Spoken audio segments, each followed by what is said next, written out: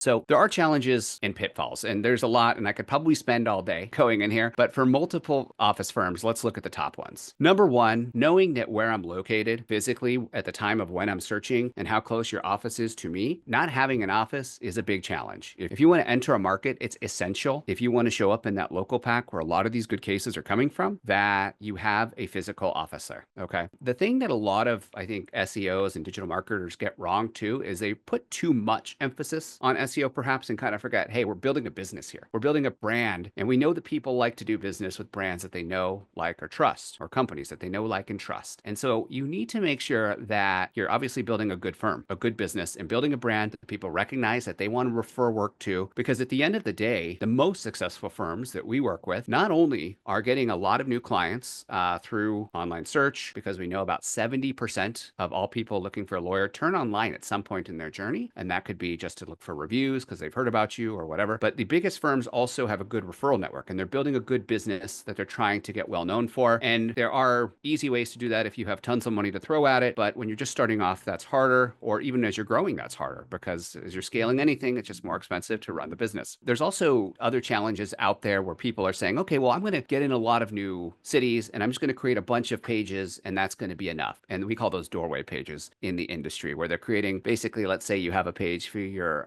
San Jose personal injury office, and then you do one for San Francisco and one for Oakland, or, and for every different city, that's essentially the same content. That doesn't typically provide a lot of value. Google doesn't like that. Even if it works short term, it's going to hurt you in the long run. The thing that I like to keep in my head, and you may find this useful, is what I'm doing exceptional? Is it going to be around to last? Because if you're always building with that in mind and thinking about your short term and long term goals, then you will build a sustainable brand, and you're going to make the right decisions that aren't going to be shortcuts. So conflicting office data, ranking in this local pack, Google has to say, hey, why is this firm better than this firm? And we know, like, services like Avvo rate attorneys, but we know that score is junk. Like, it doesn't actually mean anything, right? But Google needs a way to say, hey, why is one firm better than the other? And they are using data from services like Avvo. We'll call those citations. We'll talk about that in a minute.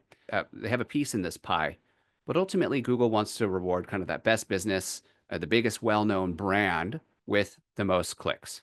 So competition-wise, that's a big thing too. Sometimes when you're in a competitive city, there can be hundreds of firms that you're competing against, and everybody's like kind of fighting for the piece of the pie. But what we typically see is, in any given city, if you are number one, you have the most prominence and authority, and you're doing all the things basically better than everybody else, you can take over 70% of that market share throughout the city limits. So people searching from here or wherever, you can get more of that business, right?